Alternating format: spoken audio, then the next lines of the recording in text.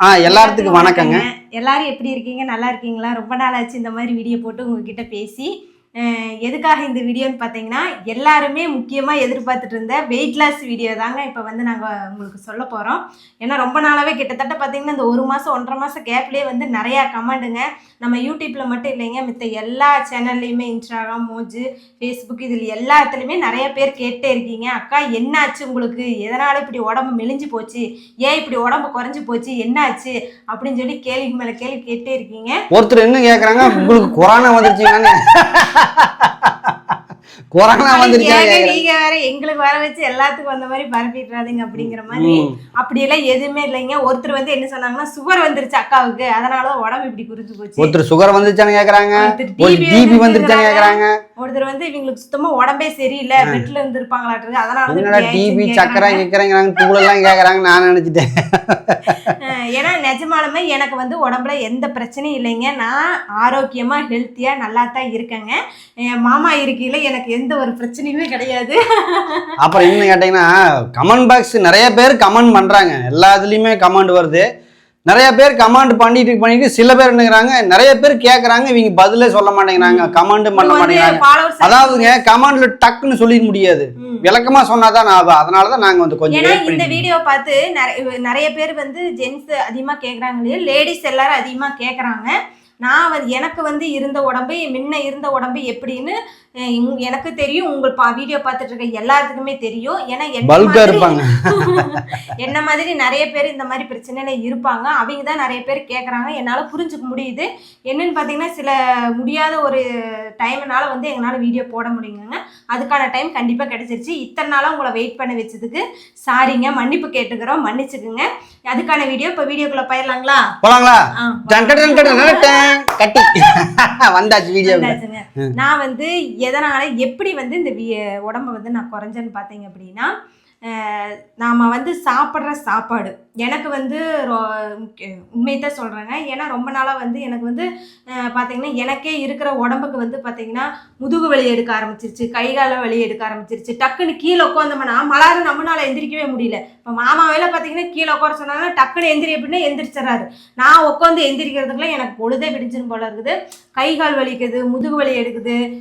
உடம்பு வந்து நம்ம உடம்புல அதிகமாக பாரம் இருந்தாவே அது வந்து வலி எல்லாம் எடுக்க ஆரம்பிக்குன்னு சொல்லுவாங்களா, அது உண்மைதாங்க. ஏன்னா நம்ம உடம்புல வந்து கொழுப்பு எல்லாமே அதிகமாக இருக்குங்காட்டி என்ன ஆகுதுன்னா, எல்லாம் சதையெல்லாம் அங்கேயும் இங்கேயும் வீங்கி வெயிட் ஓவராக இருக்குது. அதனால எல்லா பிரச்சனையும் வருது. அப்புறம் மறுபடியும் நானே தான் யோசிச்சேன், சரி ஓரளவுக்குனாச்சும் நம்ம உடம்பை வந்து கொஞ்சம் கண்ட்ரோலாக வச்சு நம்ம ஹெல்த்தியாக ஆரோக்கியமாக வச்சுக்கலாம் அப்படின்னு சொல்லி நானே தான் முடிவு பண்ணுங்க. அதுக்காக வந்து நான் ஃபஸ்ட்டு எடுத்த முதல் ஸ்டெப் வந்து பார்த்தீங்கன்னா, சாப்பாட்டு நம்ம சாப்பிட்ற எல்லாத்துலேயுமே வந்து அளவை குறைச்சிக்கிட்டேன். எல்லாத்துலேயும் பாதி அளவு வந்து குறைச்சேங்க. ஓரளவுக்கு அதை வந்து குறைச்சிட்டு வந்தேன். அப்பவுமே வந்து அதில் எந்த ஒரு மாற்றமும் தெரியல. ஏன்னா நம்ம எடுத்தோன்னவே எந்த ஒரு விஷயத்த நம்ம பண்ணோம்னாலும் அது உடனே நம்மளுக்கு கண்டிப்பாக ரிசல்ட் கிடைக்காதுங்க. அது எல்லா விஷயத்துக்குமே அது வந்து பொருந்தும். நான் எல்லாத்துலேயும் வந்து சாப்பாட்டில் அவள் பார்த்தீங்கன்னா, முதல்ல வந்து பார்த்தீங்கன்னா ஒரு டைம் 2 டைம் போட்டு சாப்பிடுவேன் சாப்பாடு. இது உண்மையத்தான் சொல்கிறேன், 2 டைம் போட்டு சாப்பிடுவேன். இப்போ வந்து அப்படி கிடையாது. கொஞ்சம் கொஞ்சமாக அந்த அதுலேருந்து அளவை குறைச்சிக்கிட்டேன். கொஞ்சம் கொஞ்சமாக ஒரு டிஃபன், சின்ன டிஃபன் எடுத்து அதில் போட்டு சாப்பிட்டு கொஞ்சம் கொஞ்சமாக குறைச்சிக்கிட்டேன். அப்புறம் மறுபடியும் பார்த்தீங்கன்னா, இந்த எண்ணெய் பலகாரம், எண்ணெயில் வந்து பண்ணுறது பஜ்ஜி, சமோசா, போண்டா, இது வந்து எண்ணெய் பலகாரத்தை வந்து சுத்தமாகவே நான் அறவா விட்டுட்டேங்க. அடுத்தது பார்த்திங்கன்னா இனிப்பு, நாம் சாப்பிட்ற ஸ்வீட்டு, இனிப்பு, லட்டு, மைசூர் பாருக்கு, இந்த மாதிரி எதுவுமே ஜூஸ் குடிக்கிறது, இந்த ஐஸ் கட்டி போட்டு குடிக்கிறது, வெளியே போனாலும் குடிக்கிறது, அந்த எதுவுமே நான் எல்லாமே விட்டுட்டேன். இனிப்பு ஐட்டத்தை விட்டுட்டேன், எண்ணெய் பலகாரத்தை விட்டுட்டேன். அப்புறம் மறுபடியும் கொஞ்ச நாள் போக போக போக போக என்னன்னு பார்த்தீங்கன்னா, என்னடா அது எல்லாமே இதுட்டு அப்படியே டவுன் ஆகுது அப்படின்னு பார்க்கல. இவன் வேற ரொம்ப டார்ச்சர் பண்றாங்க. என்னடா போக போக பார்த்தீங்கன்னா சாப்பாட்டு அளவையும் குறைச்சிட்டோம். இந்த இனிப்பு, எண்ணெய் பலகாரம் எதுவுமே சாப்பிடாம இருக்கிறோமே. ஆனால் அப்பவுமே அப்படியே இருக்கிற மாதிரி தேன்னு பார்த்தாங்கன்னா, அப்புறம் தான் மாமா சொன்னாரு, சாப்பாட்டே வந்து நீ எடுத்துக்க கூடாது, ரைஸையே நீ சேர்த்திக்க கூடாது, அப்பதான் உன்னால வந்து நீ நினைக்கிற மாதிரி ஓரளவுக்குனாச்சும் கொண்டு வர முடியும் அப்படின்னு சொன்னார். ஐயோ என்னடா திடீர்னு இப்படி சாப்பிட்டு இருந்தா, அதுலேருந்து கொஞ்சத்தை குறைச்சோம், இப்போ சுத்தமாகவே வேண்டாங்கிறாரு அப்படின்னு சொல்லி புதுசாக ஒரு விஷயத்தை வந்து நம்ம உடம்புக்குள்ளே ஏற்றுக்கல. அது ஏற்றுக்காது உடனே. ஆனால் என்னடா பண்ணுறேன்னு சொல்லி வாயை கட்டுப்படுத்தி மாமா சொன்னார், சப்பாத்தி சாப்பிடு, வேற எதுவும் நீ சாப்பிட வேணாம், ஆனால் மித்ததெல்லாம் வந்து நீ நிறைய சேர்த்துக்க, காய்கறி, கீரை, முருங்கைக்கீரை, கரிஞ்சுக்குட்டி கீரை, செங்கீரை, கீரை வகையில எல்லாமே, காய்கறியில எல்லாமே. காலையில நம்ம செய்யற கேமராமேன் சார், கேமரா ஆட்டாதீங்க சார். நாம செய்யற காய்கறிகள் எல்லாத்துலயுமே வந்து சேர்த்திக்கணும்னு சொன்னாங்க. இப்ப காலையில வந்து நான் சப்பாத்தி சாப்பிடுங்க, காலையில ஒரே ஒரு சப்பாத்தி. அதுக்கு வந்து காலையில காய்கறி செஞ்சாலும் கீரை செஞ்சாலும் கீரை காய்கறி எல்லாம் நிறைய எடுத்துக்குவேன். மதியம் ஒரு சப்பாத்தி சாப்பிடுவேன். அடுத்தது சாயந்தரம் வந்து பார்த்தீங்கன்னா 6 மணிக்குள்ளேயே நைட்டு சாப்பாட்டை நான் சாப்பிட்டு முடிச்சிருவேன். சப்பாத்தி இருந்தால் சாப்பிடுவேன், இல்லைன்னா ஒரு வாழைப்பழம், ஒரு கொய்யா, ஒரு ஆரஞ்சு அந்த மாதிரி ஏதோ ஒன்று சாப்பிட்டு முடிச்சிருவேங்க. அப்புறம் வந்து ஒரு நாள் விட்டு ஒரு நாள் பார்த்தீங்கன்னா முட்டை ஒன்று எடுத்துக்குவேன். அடுத்தது பார்த்தீங்கன்னா முக்கியமாக வந்து பார்த்தீங்கன்னா நான் வந்து ஜில்லுன்னு பச்சை தண்ணி வந்து குடிக்கிறதே கிடையாது, சுடுதண்ணி தான். காலையில் எந்திரிச்சோன்னவே பார்த்தீங்கன்னா வெறும் வயிற்றுல சுடுதண்ணி நல்லா கொதிக்க வச்சு அதை ஆற வச்சு மிதமான சூட்டில் வந்து நான் குடிச்சிருவேங்க.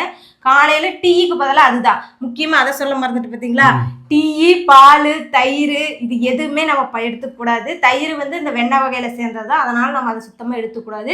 பால், டீ குடிக்கவே கூடாதுங்க. அறவா காஃபி குடிக்கலன்னா அது எதுவுமே குடிக்கக்கூடாது. பால், டீ, காஃபி, மோர், தயிர் எல்லாமே விட்டுருங்க.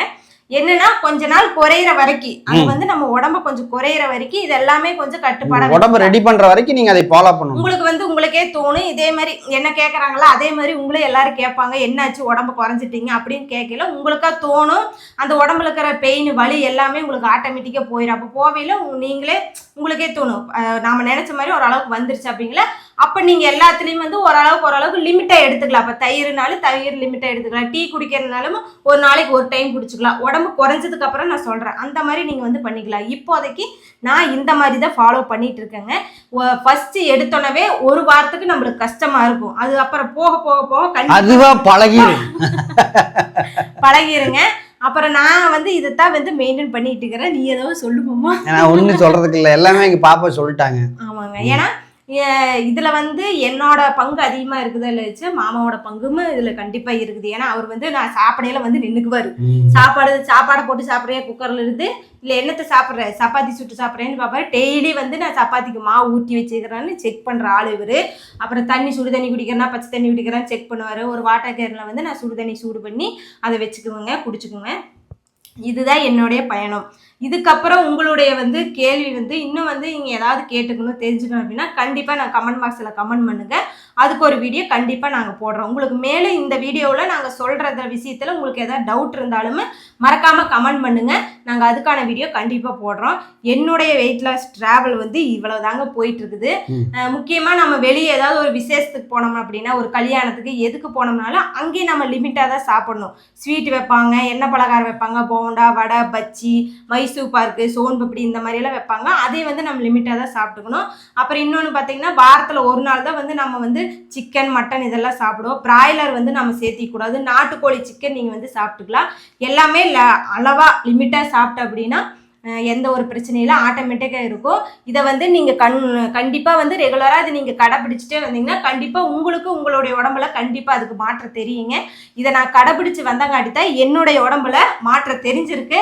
மாற்றம் தெரிஞ்சங்காட்டித்தான் நீங்களே கண்டிப்பாக கேட்டிருக்கீங்க.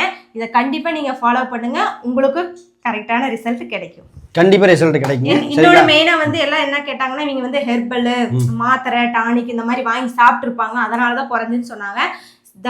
சத்தியமா அந்த மாதிரி எதுவுமே கிடையாது. இது நானா வந்து முயற்சி பண்ணி என்னுடைய வாயை கட்டுப்படுத்தி உணவு வகையில எதை சாப்பிடணும் இது எல்லாமே கண்ட்ரோல் பண்ணி, அப்புறம் மெயினா பாத்தீங்கன்னா நல்ல தூக்கம், நம்மளுக்கு நல்லா தூங்கி நல்லா ரெஸ்ட் எடுக்கணுங்க. 9 மணி 9:30 தூங்கிருங்க. ஆமாங்க, நல்லா தூங்கி நல்லா ரெஸ்ட் எடுக்கணும். இதையெல்லாம் நம்ம ஃபாலோ பண்ணி வந்தங்காட்டி இந்த மாதிரி இருக்கு, வேற எதுவுமே கிடையாது. என்னுடைய முயற்சினால நான் வந்து இந்த உடம்ப குறைச்சேன். அப்புறம் காலையில் ரொம்ப நேரம் வரைக்கும் தூங்கக்கூடாது. காலையில ஒரு 5 மணி 6 மணி கரெக்டா அந்த 2 டைம் கரெக்டா அந்த டைம்ல அந்த டைம் எந்திரிங்க. அது இந்த டைம்ல வந்து லீவ் டைம்ல எல்லாரும் வீட்லயும் தூங்கிட்டு இருப்பாங்க. இல்ல உடம்பு வெயிட் லாஸ் பண்ணணும்னு சொல்றீங்கன்னு நினைக்கிறீங்களுக்காக சொன்னாங்க, தப்பு என்ன மன்னிச்சுக்கங்க.